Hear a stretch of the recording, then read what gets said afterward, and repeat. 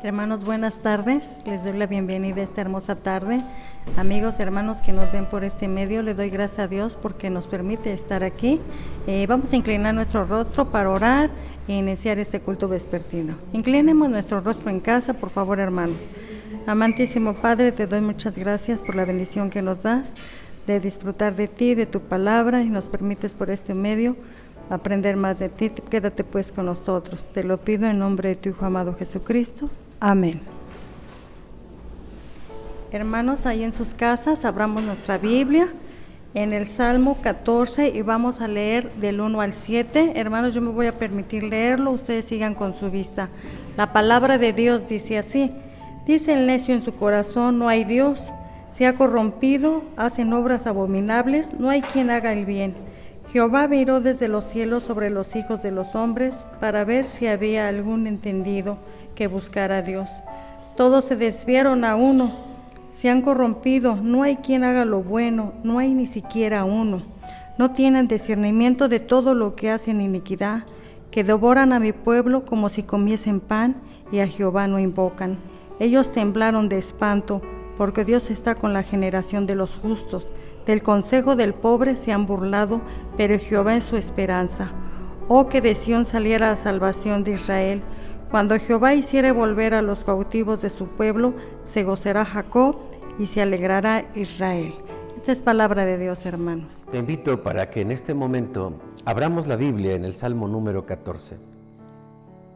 Y si me permites, quiero leer el versículo número 1. Y dice así: dice el necio en su corazón, no hay Dios. Se cuenta que un hombre estaba jactándose de su incredulidad en Dios. Y el argumento que utilizaba, bajo cual estaba convencido, era que por cuanto no podía ver a Dios, entonces no creía en Él. Alguien entonces le preguntó: bien, basado en la forma de tu pensamiento, entonces aquello que tú no puedes ver, entonces no crees en ello. Seguramente entonces no creerás en la inteligencia, porque la inteligencia no se ve.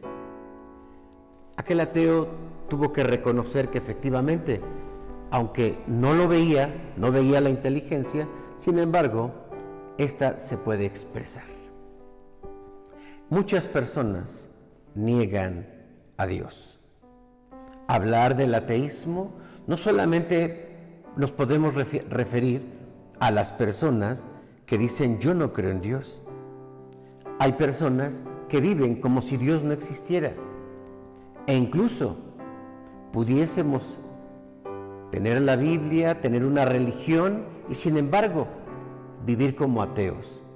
Por eso es que en este momento quiero compartir con ustedes un mensaje titulado Los 3 tipos de ateos. En primer lugar, ¿cuál es el primer tipo de ateo? Miren,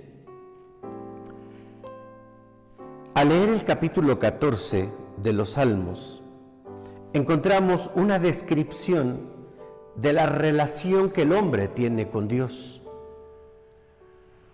Y de entrada se describe que el hombre no quiere tener una relación con Dios. El hombre está apartado de Dios, solo que hay algunos que lo declaran abiertamente con un ateísmo declarado. Por lo tanto, el primer tipo de ateo es el intelectual. Claro, dice el versículo 1, dice el necio. La necedad es una actividad de la mente. La necedad también es una búsqueda de la mente. Lo que encontramos aquí es a un hombre que intenta conocer, aprecia la verdad, aprecia el conocimiento, pero resulta que cuando quiere conocer de Dios, los elementos y los recursos no le alcanza, no le son suficientes, porque nos referimos al hombre que argumenta de manera objetiva, de manera racional, y que de esta forma sustenta lo que cree. Su interés no es buscar a Dios, más bien su interés es argumentar en contra de Dios, demostrar que los cristianos y aquellos que creemos en Dios estamos equivocados, porque no es sostenible racionalmente creer en Dios. La necedad no le permite a este tipo de ateos darse cuenta lo que dijo Jesús en Juan capítulo 4, versículo 24. Dios es espíritu. Dios es espíritu. Y los que le adoran, en espíritu y en verdad, es necesario que le adoren. La Biblia ha sido una fuente de fidelidad histórica y sus datos han sido confirmados, por supuesto. Esto es lo que encontramos en relación al contenido de la Escritura. Y tal vez en esto podrá estar de acuerdo un ateo, porque los registros son objetivos. Este tipo de ateo también cuenta con seguidores. Claro, seguidores que están buscando una forma de justificar racionalmente, inteligentemente, que no pueden creer en Dios. Porque si ellos creen en Dios, entonces sería como algo tonto. Y algo tonto porque para ellos no es objetivo creer en Dios. Si realmente el hombre quiere conocer a Dios, necesita hacer a un lado los elementos racionales, necesita hacer a un lado el método a través del cual intenta conocer a Dios. Dios es espíritu, es lo que dice la Biblia. Por lo tanto, si el hombre necio que está buscando una verdad quiere encontrar a Dios, debe cambiar su método de buscar a Dios. Y entonces acercarse a través del aspecto espiritual. Es un camino totalmente diferente, es un conocimiento que tiene que ver con la experiencia, es un conocimiento que tiene que ver con lo interno. En segundo lugar, el segundo tipo de ateo lo encontramos en el versículo 3 y dice así: Jehová miró desde los cielos sobre los hijos de los hombres para ver si había algún entendido que buscara a Dios. Versículo 3: todos se desviaron a una, se han corrompido, no hay quien haga lo bueno, no hay ni siquiera uno, no tienen discernimiento los que hacen iniquidad, dice el versículo 4. El segundo tipo de ateo es el libertino. Es una persona, tal vez no en un proceso racional que esté buscando a Dios, simplemente no le conviene que exista Dios, porque Dios representa el orden, la autoridad, los límites, la dirección. Se describe entonces aquí en la Biblia que este tipo de ateo es un ateo carnal, es un ateo sin límites, es un ateo desenfrenado. Por lo tanto, a este tipo de persona, de ateo, no le conviene que Dios exista, porque entonces se va a sentir limitado por Dios. Es una persona que no le gusta que lo detengan, es una persona impulsiva, es una persona que siente que debe de hacer y que debe de expresar aquello que sienta. No le gusta que le pongan límites, nadie, ni siquiera sus autoridades, su padre o sus jefes o la autoridad, simplemente no la respeta. Al hablar el apóstol Pablo en Filipenses capítulo 3 versículo 19 de este tipo de personas, dice que ellos tienen un Dios, el Dios del vientre, y lo dice así: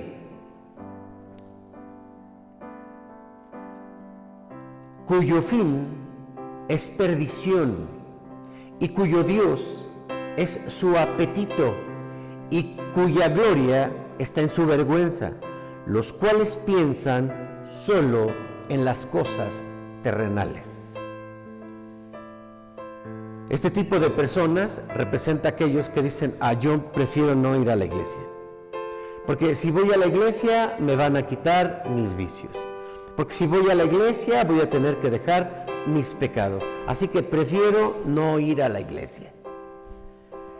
Y como necesita algo que dirija su vida, finalmente se acomoda en los derechos humanos, porque los derechos humanos le justifican y le legalizan sus acciones, incluso contra la ley de Dios, e incluso se obliga a los demás a estar de acuerdo con ellos, con sus acciones, y si alguno se expresa contra ellos o contra sus acciones, se enojan y comienzan a criticar fuertemente a aquellos que no están de acuerdo con lo que hacen, con la Biblia, con el cristianismo. Comienzan a tacharlos de intolerantes. Claro, son ateos, están rechazando a Dios porque Dios no aprueba sus acciones. Como necesitan confiar en algo, también crean una idea de Dios, de un Dios tolerante, de un Dios bueno, que un Dios que te acepta y que te dice: te acepto tal como eres. Dicen: todos somos pecadores, todos hacemos algo mal, ¿por qué yo no? Pero la diferencia es que mientras entendemos que el Evangelio nos dice qué es lo correcto y qué no es lo correcto, cuando cometemos algo incorrecto, podemos venir y decirle a Dios: perdóname, soy consciente que hice algo incorrecto. Pero este tipo de ateos justifican sus acciones, no reconocen que esto está mal y quieren que Dios así los acepte. En estos días es muy común este tipo de ateísmo, que busca que se le reconozca su forma de pensar, su forma de actuar. Pero vamos a ver el tercero.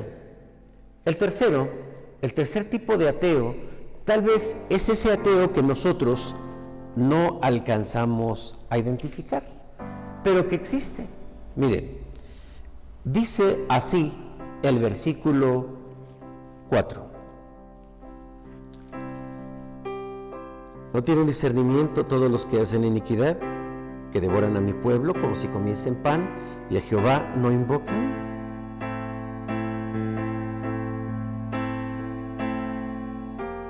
La palabra de Dios dice que a Dios no lo invocan. Este tipo de ateo es un ateo religioso, ¿sí? Pareciese contradictorio. Cree en la religión, tiene una iglesia, es miembro sin duda de alguna denominación, cumple externamente con lo que le propone su iglesia, va al templo, participa de la oración pública, de la lectura pública, de la alabanza pública. Participa con sus ofrendas, con sus diezmos, pero resulta que este tipo de ateo no invoca a Dios, no tiene una relación personal con Dios. Esto significa que durante la semana su corazón no está en una relación con Dios. Este tipo de cristiano no lee su Biblia, durante la semana no lee su Biblia para escuchar la voz de Dios. Este tipo de cristiano o de creyente o de ateo es aquel que no ora durante la semana, no busca a Dios durante la semana. Este tipo de creyente no alaba a Dios durante la semana, no escucha música cristiana o la que se ha denominado música cristiana, alabanzas que sean para adorar a Dios. No lo hace. Simplemente en la semana vive como si Dios no existiera. Pero llega el domingo y entonces es un religioso. Ser cristiano es enseñado en la Biblia como una experiencia. Jesús dijo: el que no naciere de nuevo no puede entrar en el reino de los cielos. Podremos tener una religión, pero si no tenemos una relación personal con Dios, entonces no tenemos nada. Sin una experiencia, creer en Dios entonces no tiene sentido, porque no nos estaremos relacionando con Dios. Si no nos conectamos con Él en oración, con alabanza, con la lectura de la Biblia, con la meditación en Él, no tenemos entonces una relación con Dios. Y abundan este tipo de ateos dentro de nuestras iglesias y en nuestros tiempos. Creyentes que el domingo participan de una actividad religiosa, pero que su vida nunca entra en una verdadera comunión con Dios. Desafortunadamente, esta es una realidad para muchas personas, y la Biblia dice que Dios tiene una relación especial con sus hijos y que nosotros, sus hijos, debemos tener una relación muy cercana con Él, tan cercana que Él utiliza la palabra que es nuestro Padre, esa relación de vínculo. Jesús dijo: vosotros pues oraréis así: Padre nuestro que estás en los cielos. Padre.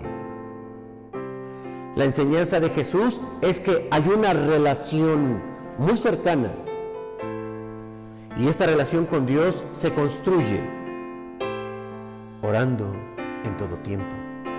Esta relación se construye confiando en el Señor todo el tiempo, alabándolo en todo momento, leer la Biblia de forma constante y meditar en su palabra, ver a Dios en cada detalle de nuestra vida. Eso es una relación. Por eso termino este mensaje. Para Dios, ¿estás con Él o no estás? O estás con Él o estás contra Él. O eres salvo o no eres salvo. ¿Estás en comunión con Él o no estás en comunión con Él? Juan Wesley llevó a cabo una de las predicaciones más emotivas de su tiempo. Se le ha conocido como el fundador de la Iglesia Metodista, pero también se le atribuye el ser un elemento fundamental para llevar a la gente de su tiempo a tener conciencia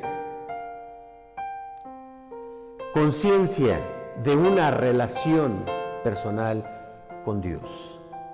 En su tiempo la iglesia era fría, muy religiosa, simplemente era algo dominical. Pero él tomó la Biblia y comenzó a predicar que la vida cristiana es una experiencia con Dios, y fue de pueblo en pueblo, de choza en choza, de comunidad en comunidad, durante toda su vida en su país y en este ministerio al que Dios le había llamado, y predicó que estar con Cristo es una experiencia y es una relación. Esto trajo un avivamiento a la iglesia en su tiempo. La iglesia estaba cansada, la gente estaba cansada de esa frialdad, y entonces comenzó a renovarse. Si tú estás cansado de esa religiosidad, de ir al templo, pero te das cuenta que no tienes una relación personal con Dios, cámbiala. Es el momento. Dile al Señor, Señor, ven a mi corazón, ven a mi vida, dirige mi vida. Quiero sentirte todos los días, en cada momento. Que Dios te bendiga.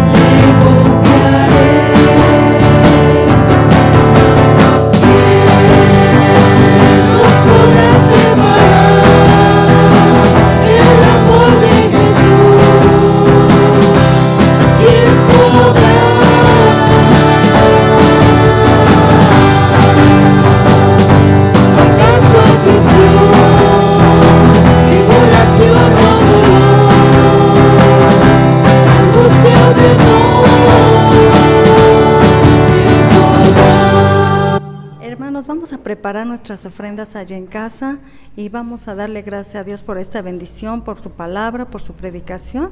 Oremos por las ofrendas. Amantísimo Padre, te damos muchas gracias por estas ofrendas. Yo te pido que las bendigas y las multipliques para tu obra. Bendice el trabajo de nuestros hermanos. Te lo pido en nombre de tu Hijo amado Jesucristo. Amén.